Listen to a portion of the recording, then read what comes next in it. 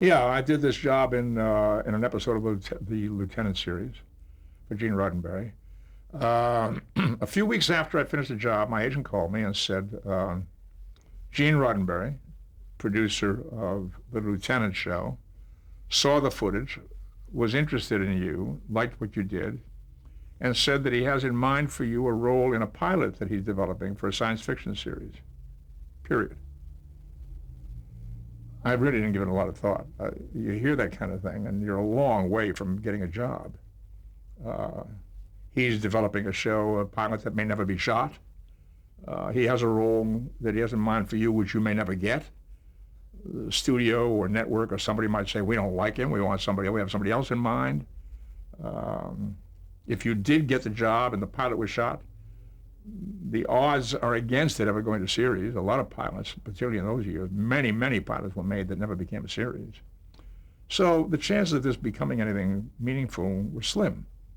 But I thought it was flattering, that he had noticed my work and found it interesting. And then a couple more months went by, and my agent called again on this subject and said, Gene Roddenberry would like to see some other work that you've done so that he can get a sense of your range. Okay, this was interesting. So we sent him, as I mentioned before, in The Lieutenant, I played this flamboyant actor character, celebrity kind of guy, very cocky ego. We sent him a videotape of a TV show that I'd done, a performance that I'd given on a Dr. Kildare show, which had been directed by a friend of mine, Elliot Silverstein, and in which I played a very quiet, shy guy who befriended a blind girl and quoted poetry to her, and a very sensitive, nice character. So we sent him that. Word came back that he had seen that show, but had not connected me with that performance because it was so different from what I did for him in The Lieutenant. So he was impressed that I had this range. And the next call came, not long after that Gene Roddenberry wanted to meet. So I went to this meeting expecting to be auditioned or to read for him or whatever. I went to the meeting, and he was very congenial and said, let's take a walk. And he walked me over to the scenic design department. He showed me the plans of the sets that were being built, introduced me to the scenic designer, walked me over to the prop department, showed me some of the props that were being made.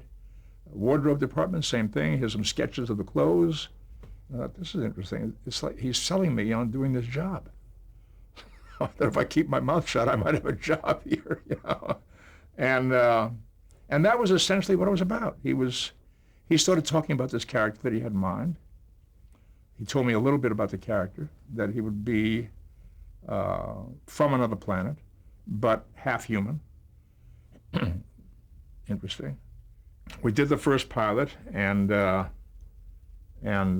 too cerebral, and then we did the second pilot, and my character started to chill out gradually. It was clearer in the writing and clearer to us in the makeup department that he should be cooler, more controlled, more logical, more intellectual, rather than a hot character.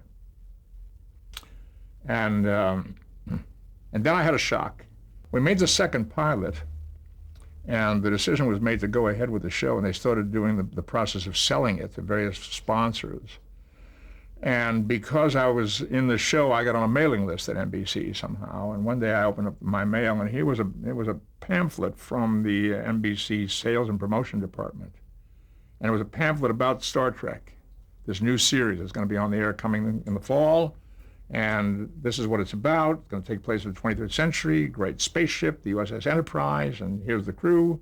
Photographs of various people, Bill Shatner as Captain Kirk and myself as Spock and so forth, and maybe D. Kelly as Dr. McCoy. I don't remember who else was in there. But I saw this photograph of myself as Spock, and it didn't look right. Something struck me as strange.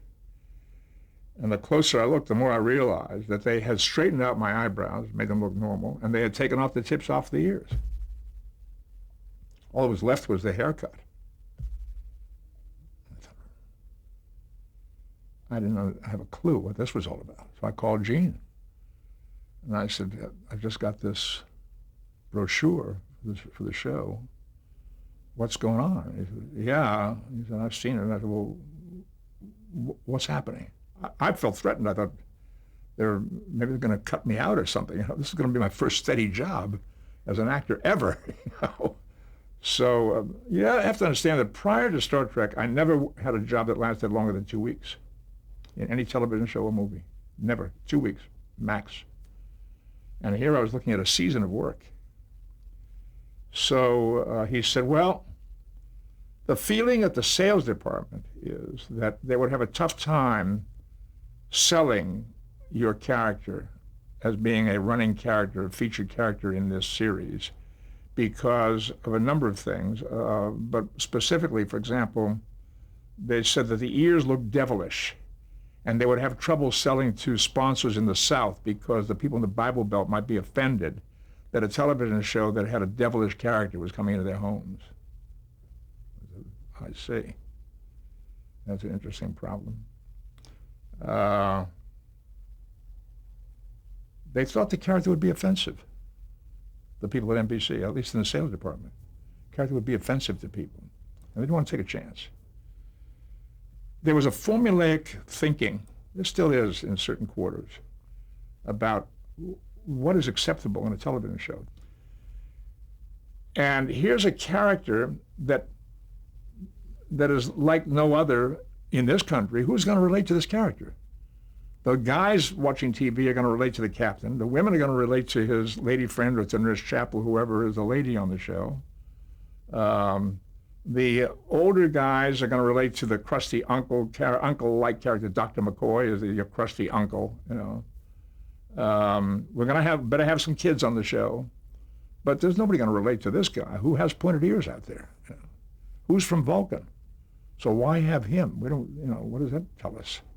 Well, Gene was very adamant about it. He felt very strongly that the Vulcan character that I was to portray would be a constant reminder that interplanetary travel was normal now in the 23rd century, and that the crew of the Enterprise was not made up totally of people from the United States.